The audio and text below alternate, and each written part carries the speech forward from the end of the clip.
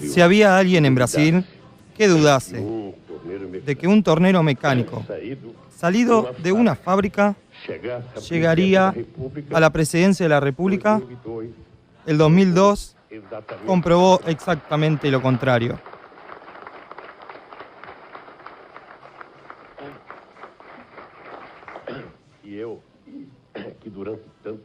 Y yo, que durante tantas veces fui acusado de no tener un diploma con título superior, gané como primer diploma ser el presidente de la República de este país.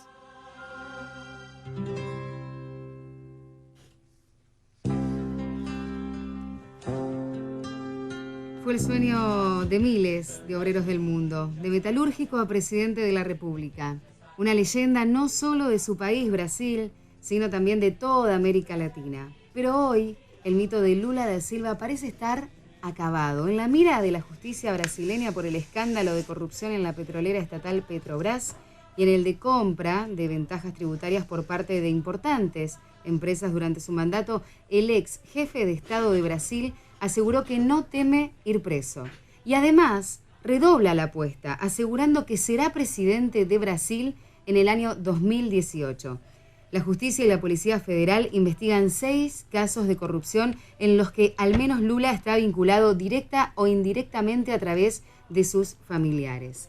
Hoy, en Corresponsales en Línea, está con nosotros en el piso nuestra corresponsal en Brasil, Cristina Veiga, ya la hemos presentado también. Y en el estudio de la 1110 tenemos el honor de tener a otros 2 brasileños que van a discutir el mito de Lula con ella. Por un lado, Kiko Francisco Lima González, economista en jefe del Banco Factor, y Mónica Yanakiev, una periodista brasileña, ex corresponsal de O Globo en Argentina y ahora corresponsal de TV Brasil.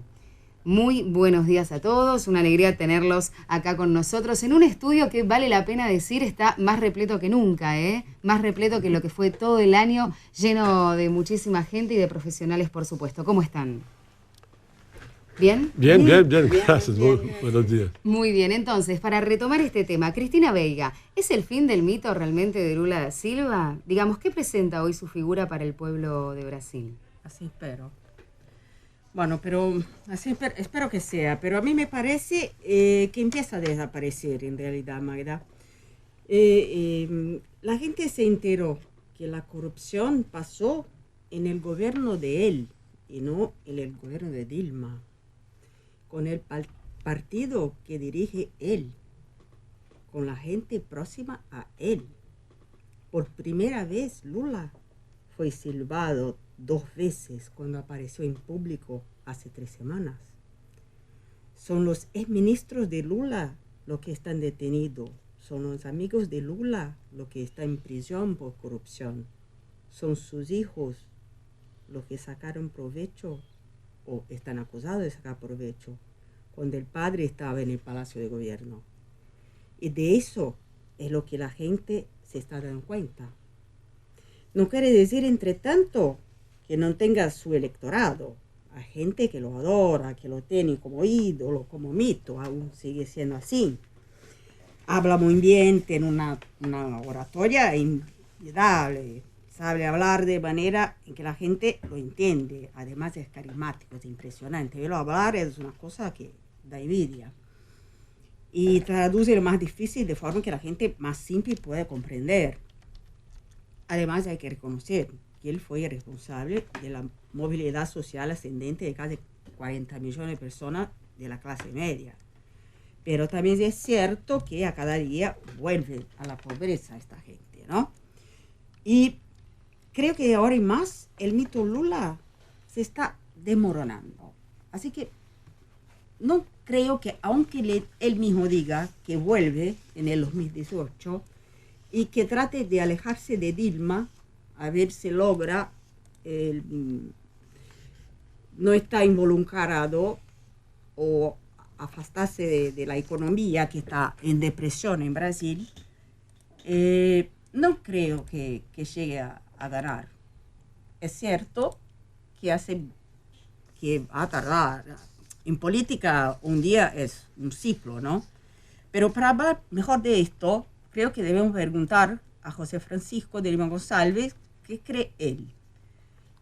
¿Cree que el mito de Lula puede reconstruirse?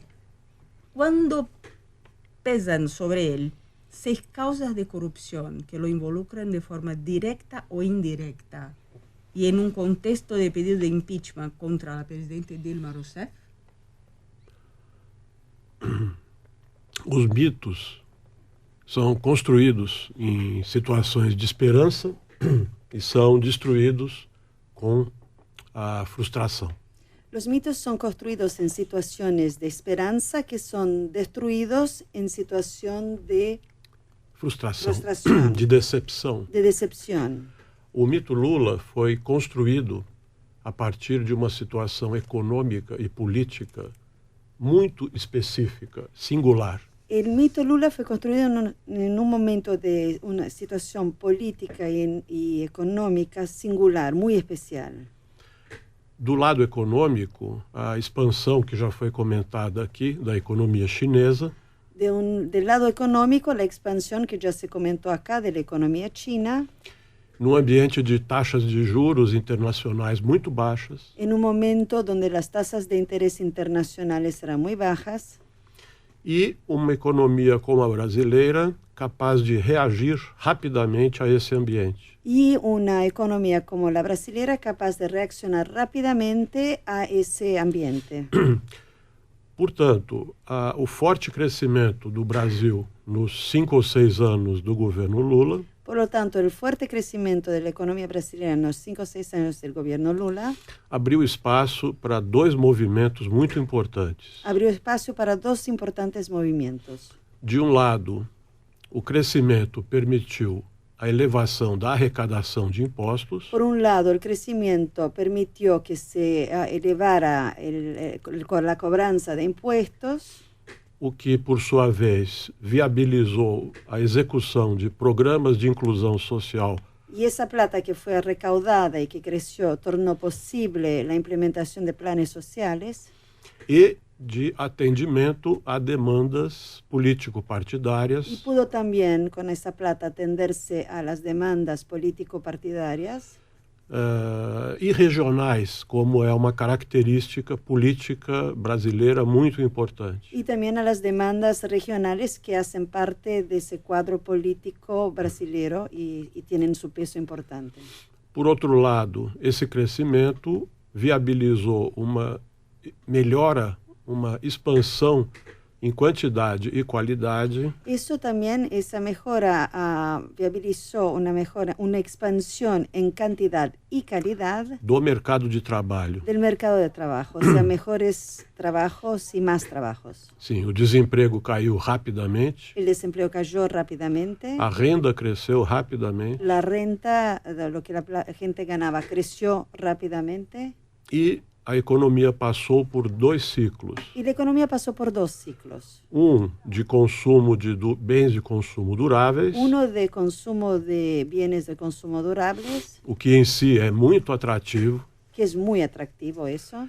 e, em segundo lugar, ciclo imobiliário de crescimento do setor imobiliário muito importante. Y también eso produjo un crecimiento del sector inmobiliario muy importante.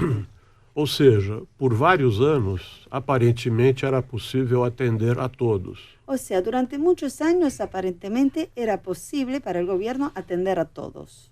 A mudança começou com a crise internacional, El cambio empezó con la crisis internacional, seguida de uma breve recuperação que fue seguida por una pequeña recuperación e com a inversão de toda a situação benéfica do início desse século. y con la inversión de toda la situación benéfica del inicio de ese mismo ciclo. A sucessão de Lula por Dilma Cuando Lula fue sucedido por Dilma, se deu num ambiente que ainda envolvia otimismo, eso pasó en un momento donde todavía había optimismo. mas, como se viu depois, tanto pelas condições internacionais Pero como se vio después, tanto por las condiciones internacionales quanto por equívocos persistentes por parte do governo, cuanto por parte de equivocaciones persistentes del gobierno, a economia desacelerou fortemente, la economía sufrió una fuerte desaceleración, o governo se viu preso no curto prazo el gobierno estuvo atado a tener que tomar medidas de corto plazo e a economia apontou para uma recessão, y la economía apuntó para una recesión a qual o governo reagiu erradamente, y a ese apuntamiento para la recesión el gobierno reaccionó de forma equivocada ao valorizar a moeda porque valorizó la moneda e buscou expandir o crédito. intentó expandir el crédito, o sea, un real más caro con más crédito. Finalmente, o controle de preços em setores muito ligados a investimentos em infraestrutura Y finalmente también hubo control de precios en sectores que eran muy relacionados a inversiones y infraestructura, prejudicou seriamente as expectativas. y eso perjudicó seriamente las expectativas. A decepção que veio daí La decepción con todo eso envolveu não só ao governo Dilma, involucró no solamente el gobierno Dilma, mas começou a minar as bases do prestígio do presidente Lula. pero también empezó a deshacer las bases del sustento del gobierno Lula.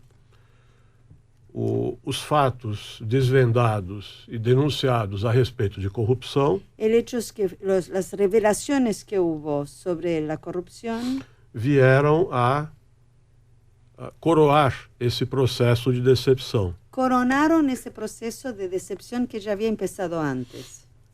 Como o desemprego aumentou ¿Cómo aumentó el desempleo? e os interesses políticos regionais não puderam mais ser atendidos, Y los intereses políticos regionales de las otras provincias brasileñas no pudieron ser atendidas. a combinação de economia política e ética atingiu tons explosivos. La combinación de economía, política y ética provocó una situación explosiva. Bueno, gracias, José Francisco. Mónica Janakiev, ¿cuál es tu recuerdo del mito de Lula? ¿Por qué la gente lo aceptaba, que era lo que lo atraía? Bueno, yo estaba en Buenos Aires cuando Lula fue electo y me acuerdo que fuimos a la Embajada de Brasil y pasaron un video sobre Lula y yo me quedé muy emocionada, hasta porque yo no estaba ahí ni cuando ascendió ni cuando lo eligieron. Y pensar que en ese momento solo había un libro sobre la vida de él. Y bueno, para empezar, él era un presidente totalmente distinto de los presidentes que había hasta entonces. No quiere decir que lo querían por eso, porque mucha gente pensaba que no tenía condiciones de gobernar. Era hijo de analfabetos y de retirantes, que en Brasil son los pobres que escapan de la sequía, del hambre, del norte del país y terminan en las grandes metrópolis, muchas veces en las favelas. O sea, es una pobreza que no es que está en un lugar lejos que uno lee en el diario, sino que está cerca mismo de la casa de los ricos que viven en Río o San Pablo. En segundo lugar, no tiene estudios, pero hay muchos brasileños que tampoco. Y hizo de todo, vendió naranjas, lustró zapatos, se quedó desempleado, fue a trabajar en una fábrica, perdió un dedo, no tuvo atendimiento médico como correspondía, fue sindicalista, militó contra la dictadura y fue preso. O sea, él no inventó una historia para ganar votos, una historia que por ahí no participó y sí pasó a costado. Bueno, el Partido de Trabajadores que él fundó era en Brasil un partido de verdad, que no había. Los otros son medio un rejunte de personas y los políticos cambian de partido como de camisa.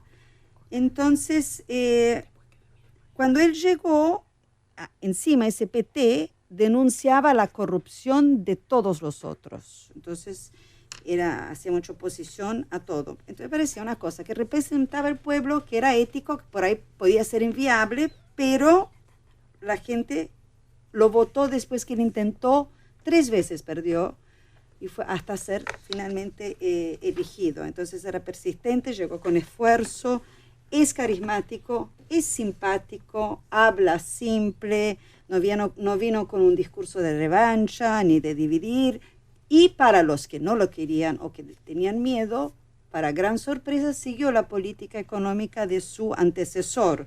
Entonces no hubo un quiebre. Y ya venía un ciclo y la cosa fue mejorando. Se coincidió con el factor externo, había plata y él puso énfasis en los programas sociales. Y de hecho, yo por la primera vez vi realmente esa movilidad. Y se notaba mismo estando acá en Argentina, quedó plagada de brasileros, pero no solamente los de San Pablo y Río, sino de gente que nunca viajó en su vida. Empezó a llegar y bueno, eligió la primera mujer como su sucesora. Brasil iba a ser sede del Mundial, de las Olimpiadas. Dilma también había sido torturada en la dictadura y tal. No tenía el carisma, no tiene el carisma de Lula. Y a Lula lo que siempre decían, cuando empezaron los escándalos, que él todo le resbalaba. Si él decía que no sabía, no importa, que eran todos los que estaban a su alrededor. Que Dilma incluso dejó que fueran presos y de ahí, por eso fue popular en su primer mandato también. Pero ahora no, ahora la situación es que todos están involucrados de alguna forma, directamente, indirectamente. La situación económica no es buena. Entonces, y esos 40 millones que fueron incorporados, hoy conocen sus derechos. Hoy una cosa es ganar cosas y después que te las saquen.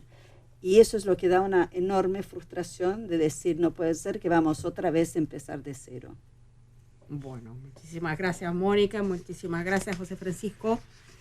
Y ahí está el panorama de Brasil, como Mayra, ¿cómo está? Sí, y bueno, y el fin del mito de Lula da Silva no solo se plantea a nivel regional, sino también que es objeto de análisis en el mundo. El mayor referente intelectual de la izquierda de Estados Unidos, estamos hablando de Noam Chomsky, aseguró que tanto Lula da Silva como Dilma Rousseff son responsables de actos corruptos que provocaron la desacreditación del Partido de los Trabajadores y también sacrificaron algunas de las políticas que habían sido exitosas, como acabamos de escuchar. En la misma línea, el Premio Nobel de Economía criticó al FMI, dijo que la recesión en Brasil se está agravando con el ajuste y la situación se va deteriorando cada vez más, tanto a nivel económico como político. Entonces, la pregunta central es, ¿cuál es la visión internacional de la actual situación de Brasil? Por eso Cristina Veiga entrevistó a un experto en el tema. Se trata de Brian Winter, vicepresidente de Policy at America Society and Council of the Americas, con sede en Washington, en los Estados Unidos. Escuchamos la entrevista. Y ahora en Corresponsales de Línea estamos en comunicación telefónica con Brian Winter, vicepresidente de Policy at American Society and Council of the Americas. ¿Usted no puede decir si el mito del expresidente Luis Ignacio Lula da Silva se está terminando?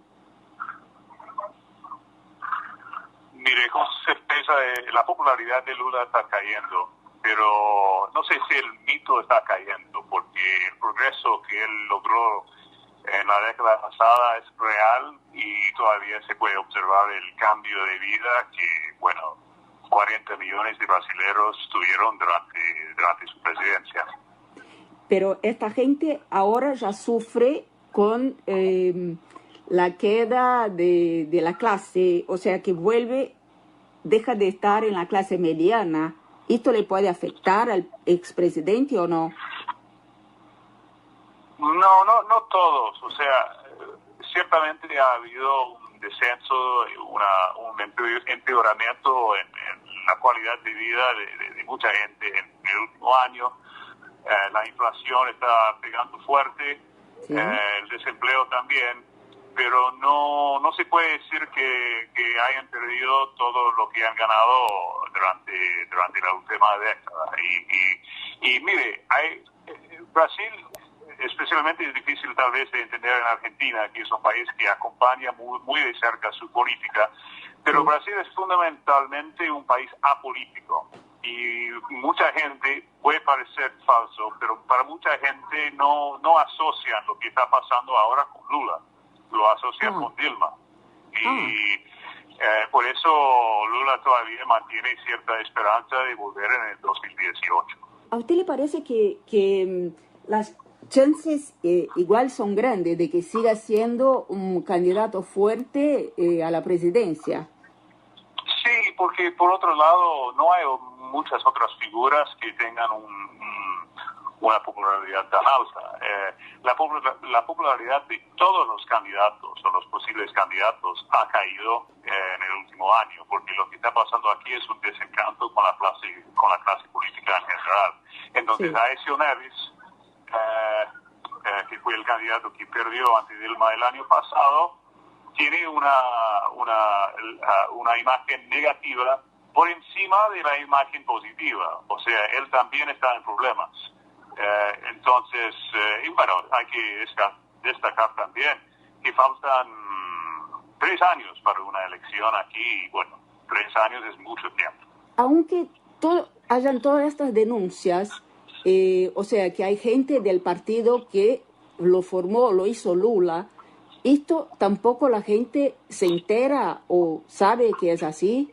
Bueno, hay una tendencia aquí a creer que todos los políticos son corruptos. Ah, bueno. Y la tolerancia para eso puede parecer irónico, pero la tolerancia a la corrupción ha caído aquí en los últimos años. La gente está menos dispuesta a tolerarla, pero que eso resulte en un castigo directo a Lula en una elección, ahí no sabemos. Yo lo dudo, pero depende mucho de lo que viene, ¿no? Bueno, y aún se ve entonces resultados buenos de lo que hizo Lula durante su gobierno. Aún está claro esto en Brasil, una vez que no, es que sí, no, está muy claro aquí. Yo digo eso como extranjero, yo soy norteamericano, ¿no? Sí. Pero yo viví aquí 5 años y yo pude observar el cambio. Es un cambio económico y un cambio social. Vos tuviste 40 millones de personas en los últimos 15 años que salieron de la pobreza a algo que podría llamarse clase media. Y ahora ha habido un revés, ¿no? Hay gente que está regresando a la pobreza, pero no llega a ser 40 millones ni cerca de eso, todavía, ¿no? Porque ya vamos a ver lo que pase en el último año. No, muy pocos creen que Brasil podría salir de la recesión hasta por lo menos 12 meses de hoy, ¿no? O sea, los últimos meses del 2016 en el escenario tal vez más optimista. Pero no, gran parte del cambio social y cultural, ¿no? Se ha mantenido hasta ahora. Le agradecemos muchísimo que haya hablado con nosotros en Corresponsales en Línea. Seguramente le volvemos a llamar, si así podemos. Ok, perfecto. Gracias. Gracias a usted, señor. Corresponsales en Línea en la 1110.